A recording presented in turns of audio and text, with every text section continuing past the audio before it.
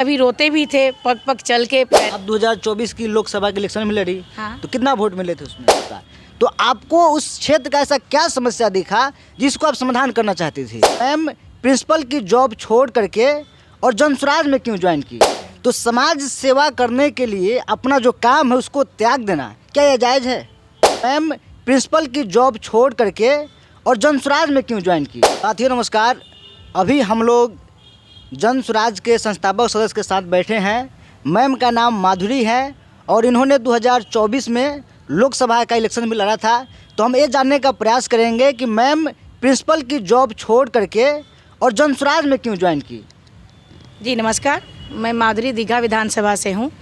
और पहला तो मैं बोलती हूँ कि जैसे आपने पूछा कि प्रिंसिपल क्या नौकरी, अगर जनसुराज जैसा कोई भी पार्टी मिले या प्रशांत जी के तरह नेता मिले या आम आदमी मिले, तो कोई भी कैसा भी जॉब छोड़ के समाज की सेवा करने के लिए और अपना जो भी हुआ समर्पण करने की भावना से मैं यहाँ आई हूँ। और जैसे रहा कि समाज के लिए ही मैं आगे आई हूँ तत्पर होके। नौकरी क्या है, करूँगी, मैं आज भी करूँगी, कल भी करूँगी, लेकिन समाज जो मिलता है, प्यार मिलता है, वो कहीं नहीं मिलता है। परिवार के बीच में रह के भी आपको किसी चीज़ की कमी तो ज़रूर अखरता है, खलता है, लेकिन समाज ऐसा है कि आपको हमेशा अगर उठाने के लिए तैयार है, आपके सुख को नहीं दुख को दोनों को अगर तैयार है, तो इसलिए मैं नौकरी क्या, मैं सोचूंगी अपने सांस को भी अगर इस समाज को दे सकूं तो मेरे लिए बहुत बड़ी बात है। लेकिन एक सवाल ये बनता है कि आपका जो जीविकोपार्जन का जो साधन था आपने उसको त्याग दिया। तो समाज सेवा करने के लिए अपना जो काम है उसको त्याग देना क्या यह जायज़ है? ये जायज़ तो नहीं है, लेकिन एक पागलपन वाला कहिए कि मेरे पे सवार हो गया था भूत कि जनता के बीच में रहना है और जनता के साथ ही रहना है। अगर नमक रोटी खाए तो मैं खाऊंगी, और जैसे कहा जाता है कि भोले के भक्त को कहा जाता है कि वो कुछ भी नहीं अपने लिए, बाकी सबके लिए तैयार है, उसी तरह हम हैं। भगवान का नाम लेके समाज के बीच में आ गए हैं। समाज समझता है कि अगर मेरे पास 1 रुपया रहता है तो उनको हम देने के लिए तैयार रहते हैं, तो वो सोचती है कि नहीं, आशीर्वाद दीदी दी थी, हमरा बीच में रही थी दीदी, कुछ भी दिक्कत होता है वो लोग मेरे लिए तैयार। तो जब दीदी और बहन बोलती है ना कि बहुत ईमानदार है और बहुत अच्छी हम लोग के लिए तैयार है करने के लिए, हमको बहुत खुशी लगता है। उस वक्त हम पैसा नहीं देख पाते हैं और अपना सुविधा नहीं देख पाते हैं, हम उनके साथ पैदल चल लेते हैं या जैसे रहती है वैसे हम रहने के लिए तैयार हो जाते हैं। आप 2024 की लोकसभा के इलेक्शन में लड़ी। हाँ। तो कितना वोट मिले थे उसमें? हमको तो 5000 वोट मिला था। मेरा पहला चेहरा था और पहला मेरा चुनाव था। अनुभव बहुत ज़्यादा मिला।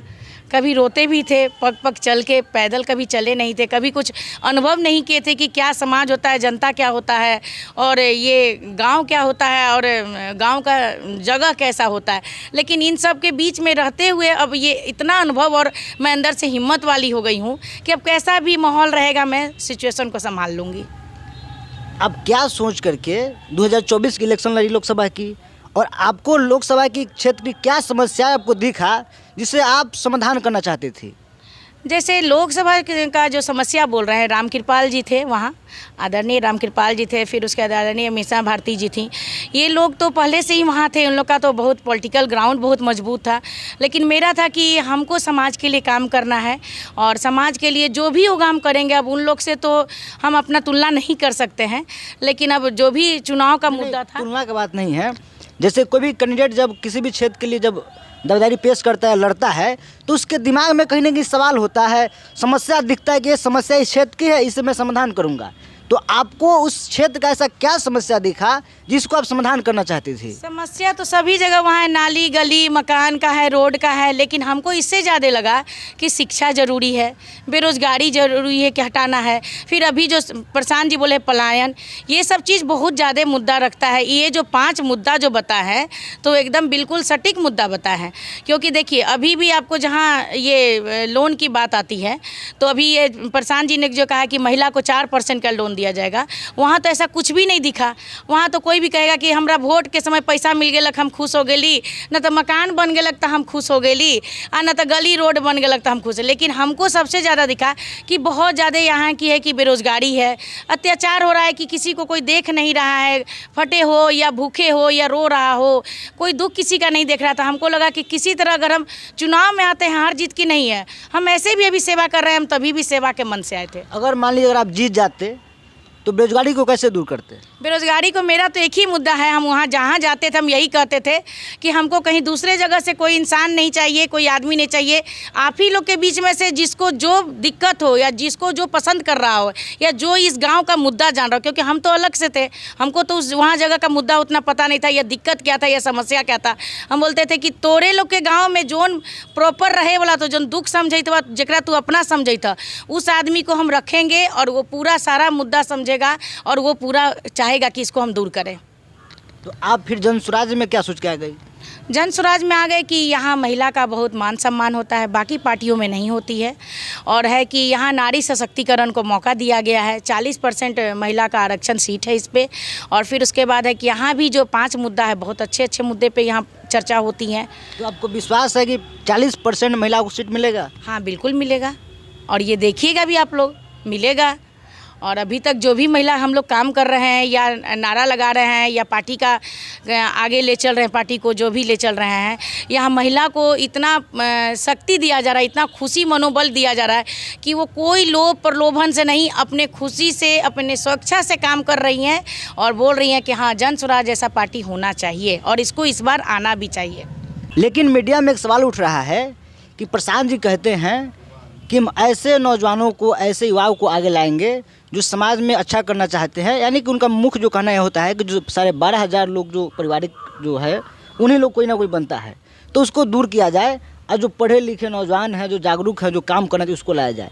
लेकिन जो MLC का जो चुनाव हुआ मुजफ्फरपुर तिरहुत वाला, तो उसमें आप देखे होंगे जिसको टिकट दिया गया था वो कहीं ना कहीं नेता के बेटा थे। तो प्रशांत जी जो कह रहे हैं, तो क्या लगता है उसको कर रहे हैं या कहीं ना कहीं उससे दूर हट रहे हैं? देखिए, दुनिया में सही गलत, सच झूठ सब चीज़ होता है, लेकिन उससे भी एक चीज़ क्या होता है कि इंसानियत। जिसको वो टिकट दिए उसका बैकग्राउंड खराब नहीं था, ठीक है। अब मानते हैं वो पैसा वाला हो तो आदमी अपना कर्म करता है, मेहनत करता है, पैसा आता ही है। और जो ब्रिज बिहारी जी जो थे वो भी तो एक आम जनता ही थे, तो वो भी चैलेंज किए थे। सवाल पे तो हम आएंगे आपसे, हाँ, पहले इसका जवाब। हाँ, तो वो तो बोल ही रहे हैं कि जैसे प्रशांत जी जो बोलते हैं वो करते हैं, लेकिन यहाँ पैसे, बहुत लोग बोल रहा है कि पैसा वाला को टिकट दिए हैं, वो पारिवारिक मुद्दा को दिए हैं, लेकिन अगर वो लायक है तो दिया जाएगा। मेरा तो वही कहना है कि उसके जगह पे तो ब्रिज बिहारी जी को भी दिया जा सकता था, वो भी तो जन स्वराज में जुड़े हुए थे। हाँ। तो फिर जो काबिल थे उस व्यक्ति को नहीं दिया गया और जो नेता के बेटा थे उसको दिया गया। तो क्या इसलिए उसे दिया गया कि ब्रिज बिहारी के पास पैसा नहीं थे और उनके पास पैसा थे? नहीं नहीं, ये बात नहीं हो सकता है, क्योंकि देखिए वो नेता का बेटा था, उसका पुश्तैनी थोड़े नेता है। जिसको वो टिकट दिए थे उसका पूरा खानदान में तो थोड़े नेता है। उनके बाबूजी MLC अरे तो गलत कहाँ से हो गया? अगर मानते हैं कि अगर बाबूजी हैं तो बेटा में लायक रहेगा तो हम लोग नहीं देंगे? देंगे ही। अगर मानते हैं चोर रहेगा तो जरूरी है कि चोरे बन जाएगा? मानते हैं उसके बाप अगर नेता है तो उसमें उसकी क्या गलती है? उसको भी तो मौका दिया जाए कि समाज सेवा करे। हम लोग देखे अमर ज्योति जो बस चलता है, ये सब जो बहुत नामी काम किए हैं, अच्छे कैरेक्टर के भी हैं, उनका कोई कैरेक्टर खराब भी नहीं, चरित्र को भी तो देखा जाता है। ऐसा थोड़े कि खाली उनके पास पैसा है तो पैसा के मनोबल पे ही दिया गया है। और ब्रिज बिहारी जी को भी, उनको भी सपोर्ट था, ऐसा थोड़े कि जन स्वराज उनको भी नहीं सपोर्ट था। लेकिन कुछ जब ये जन स्वराज में थे तो ब्रिज बिहारी जी का सोचिएगा बाइट कितना अच्छा दिए थे, और जब उससे हटे तो कितना गलत बाइट दिए थे। ये कोई नहीं करेगा, क्योंकि देखिए अगर आप समाज में इक्वल चलते हैं तो अभी आपके साथ हैं तो आपको हम रिस्पेक्ट करेंगे, हट जाएंगे तो अगर आपको हम गाली गलौज करेंगे तो इंसानियत पे शर्मनाक है। नहीं, गाली गलौज की तो उनका बात है, लेकिन एक चीज़ ये भी सवाल उठता है कि जब कोई जन स्वराज से जुड़ता है तो सबसे पहले लोग इसलिए जुड़ रहा है कि प्रशांत जी कहते हैं कि संसाधन व्यवस्था की चिंता अपने बेटे भाई प्रशांत पे छोड़ दीजिए।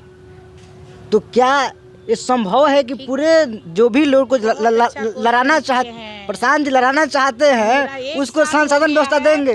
मेरा 1 साल हो गया है प्रशांत जी के पार्टी से, जन स्वराज पार्टी से हमने नहीं लिया। ऐसे ऐसे बहुत इंसान है इस पार्टी में कि अपना खर्च करके अपना काम कर रहे हैं, समाज का सेवा कर रहे हैं। लेकिन अगर वो हैं इस पार्टी के अध्यक्ष मनोज भारती जी हैं या ये नेता हैं आपको प्रशांत जी भाई, तो उनका कहना गलत नहीं है। बहुत लोग कह रहा है अरे तू पार्टी में है, तुमको कुछ सुविधा नहीं दिया जा रहा है, बोल रहे हैं तो खराब नहीं बोलेंगे तो खराब। जिसको लेना है, अगर बहुत दिक्कत है तो वो ले सकता है, जैसे हम लोग को नहीं है तो हम लोग नहीं ले रहे हैं, हम लोग खुद काम कर रहे हैं अपना। सवाल मेरा ये है, हाँ? प्रशांत जी जो कहते हैं कि हम संसाधन व्यवस्था की चिंता छोड़ दीजिए, आपको देंगे, जो काबिल होगा उसको नेता बनाएंगे। हाँ। तो क्या ये संभव है कि बिहार में जितने लोग भी कैंडिडेट होंगे जन स्वराज का, उसको प्रशांत किशोर संसाधन की व्यवस्था चिंता की नहीं कर, मतलब करने देंगे, खुद देंगे? तो वही बात हम कर रहे हैं, आप नहीं समझ पैसा रहे ही हैं। सबको देंगे पैसा। देने के लिए बात हो रहा है, लेकिन जिसको करें कि अगर स्वयं अगर इच्छा है कि आप अपना कर सकते हैं, 2 गाड़ी ला सकते हैं, या आपके साथ अगर आदमी है तो ला सकते हैं, खर्चा कर सकते हैं। चुनाव तब कैसे लड़िएगा जब आपको इतना भी हिम्मत नहीं है कि क्षेत्र में अपना खर्चा कीजिएगा। लेकिन कई नेताओं से बात करने के बाद हमको ये समझ में आया, लोग इसलिए जन स्वराज में जुड़े हैं क्योंकि प्रशांत जी कहे हैं कि संसाधन की व्यवस्था छोड़ दीजिए, इसलिए लोग जुड़े हैं अधिकतर नहीं लोग। नहीं नहीं नहीं, ये गलत बात है, क्योंकि देखिए अपने खर्चा से सारा जगह आ रहे हैं, घूम रहे हैं, कहाँ कहाँ प्रशांत जी उसमें है कि जैसे हम लोग के जैसे हम लोग जान रहे हैं भाई कि हाँ बहुत बर्डन नहीं देना है, क्योंकि समाज के बीच में सेवा करने के लिए निकले हैं, तो सारा चीज़ खर्चा पार्टी पे क्यों करेंगे, और जो हम लोग नहीं लेंगे बाकी जन को मिलेगा वो सुविधा, इसमें क्या दिक्कत है। तो दोस्तों ये रही मधु जी, और इन्होंने बेबाकी से हर सवाल का जवाब दिया। बाकी वीडियो कैसा लगा कमेंट में ज़रूर बताइएगा। फिर मिलेंगे अगले वीडियो में, तब तक के लिए मस्त रहिए, व्यस्त रहिए।